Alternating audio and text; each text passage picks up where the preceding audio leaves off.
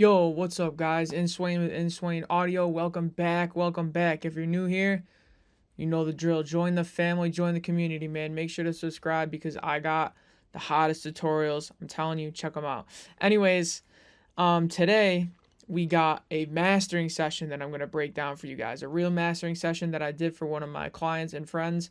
An artist that goes by the name NKS. The name of this song is Stronger. I don't think it is currently released, but you're gonna get a little sneak peek here.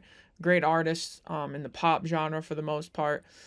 So I'm gonna show you the session that I did, the mix that I received from this artist, and then what I did step by step to master it, and we can hear the before and after.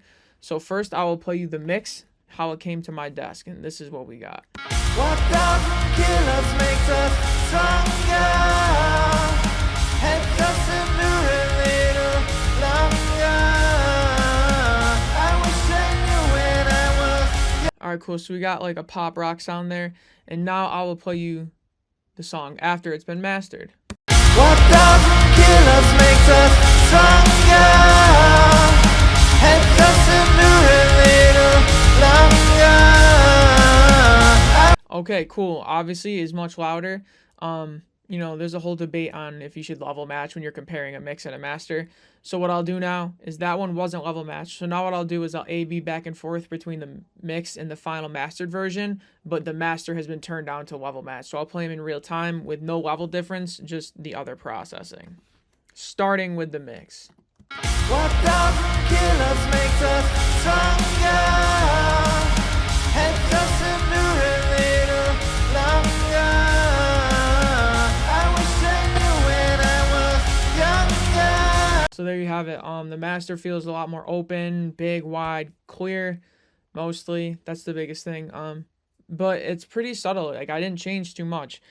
And that's one of the one of the delicate things in mastering is you want to give the best version of what you received, right? We're not really mixing, we're not trying to create the song or change the song. Sometimes you have to do that, but for the most part, generally, we're just trying to take what's already there and squeeze the most life out of it that we possibly can. Just make it the absolute best version of what it already is, not reconstruct it. Because the artist wouldn't have signed off on the mix to get mastered if they didn't already like it. So that's like the biggest thing to keep in mind here is try to preserve the integrity of what the mix has. Okay, so first thing I did here, I have a FabFilter Pro Q3. I'm doing a 48 decibel per octave cut at 20 hertz. We are in natural phase mode. And then it looks like at around 5K, 5100, I did a dB&1 boost just on the mids. You can see the M there.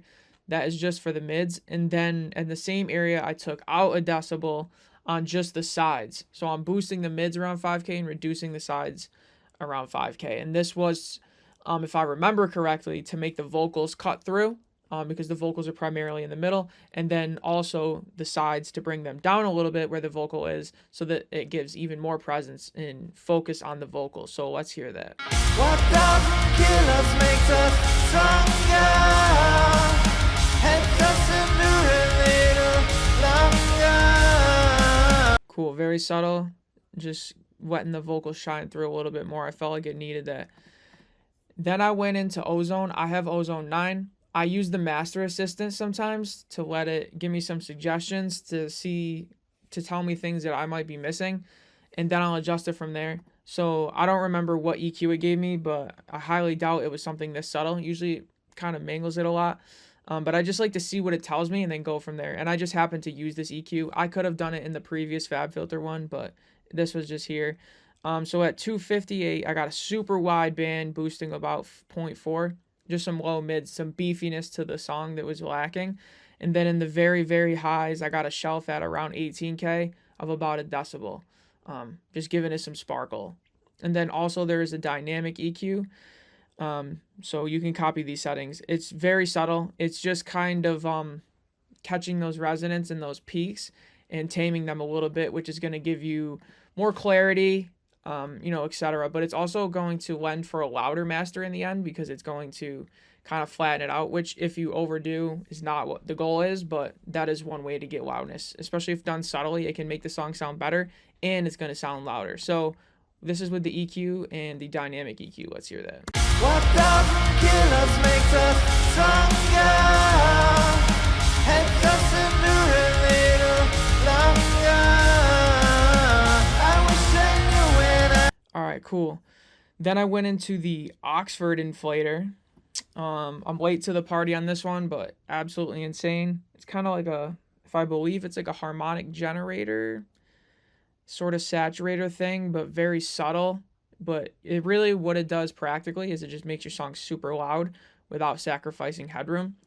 All I did was the curve is at negative 28.2, which is sort of like the tone is kind of how it's heard. And then for the effect percentage, basically the dry wet knob sort of, so to speak, I'm at 3.9% effect. So super subtle. So let's hear that. What doesn't kill us makes us stronger. Helps us endure a little longer. Cool. Next one, also late to the party, but I really love it, is Gullfoss. I use the Gullfoss Master, not just because I'm mastering. I generally use this one anyways. I believe it's the exact same as the regular Gullfoss, the blue one. It's just you can do decimal points in your percentage. So instead of like 1%, 2%, 3%, you could do like 1.4%. It's basically just when you grab it and slide with your mouse, it's less sensitive. You got a bigger scale to work with. So I just like the way it feels. But other than that, it's about the same, I believe. I use the low pass, I guess you would say, basically anything below 151.2 hertz and anything above like 11.1K. I'm not really processing with Gullfoss. I like to leave my super lows and my super highs, generally leave them the way they are.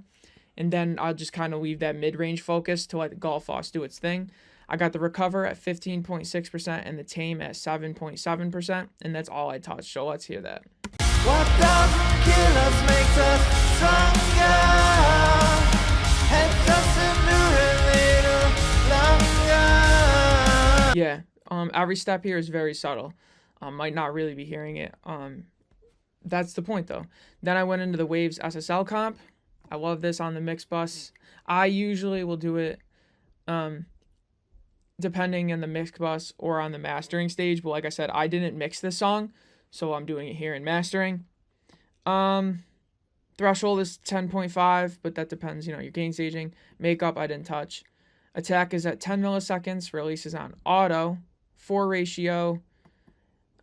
Raise is just at 1. I didn't use that. And then I got the analog button on for saturation. So let's see that. What doesn't kill us makes us stronger. Helps us endure a little longer. You can see it was like 2 decibels of gain reduction at the most.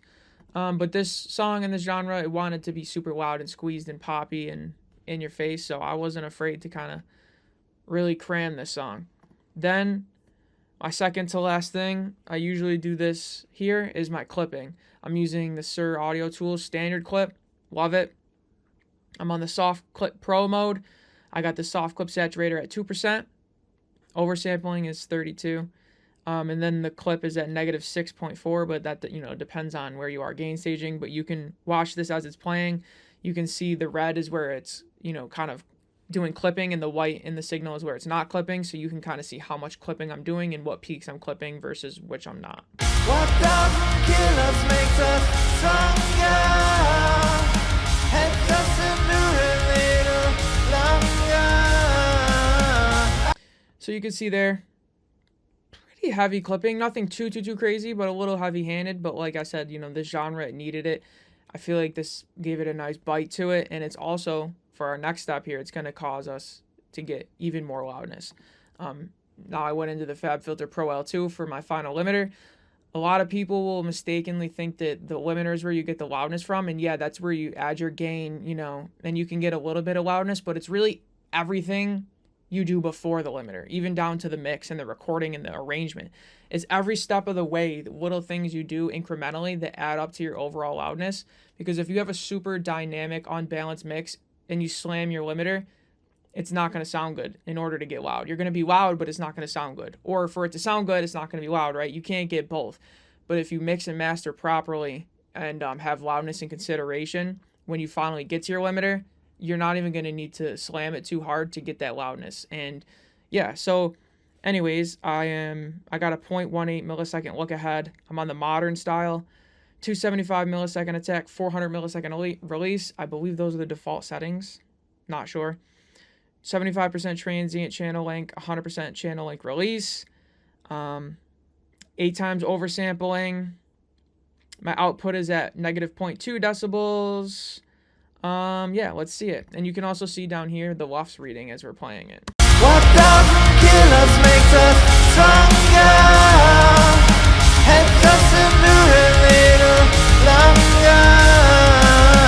I wish I knew when I. So you can see right there on the integrated LUFS, we're at like -7. Nice and loud. It felt good for the song. And you could see like at the most, I think it was like 3 dBs of limiting, which is, you know, a decent amount, but it's nothing super crazy. So I didn't need to do heavy limiting to get the song super loud. It was already ready for that from the clipping and everything before that. So that is the master breakdown. Now once again, I'll play you the mix before, and then I'll A/B it with the master, but I'll leave the master nice and loud, so not level matched, and I'll start with the mix. What doesn't kill us makes us stronger. Helps us endure a little longer. I wish I knew when I was younger. What doesn't kill us. So there you have it. This was a one pass. I sent it to the artist. They approved of the master on the first go. Didn't have to do any revisions, which is nice. So you can see it's not magic in mastering. It's really just about listening and not messing anything up too much. Just being subtle and, you know, not too heavy-handed and just doing what the song needs. So I hope that helped for you guys. Maybe I'll make more mastering videos. Let me know if you guys want more mastering, mixing. What do you guys want to see? I'll try to do it. But yeah, anyways, thanks for sticking around to the end. I'm Inswain with Inswain Audio. Make sure to like, comment, subscribe. Name your firstborn child after me. I would really appreciate it. All right, guys. Peace.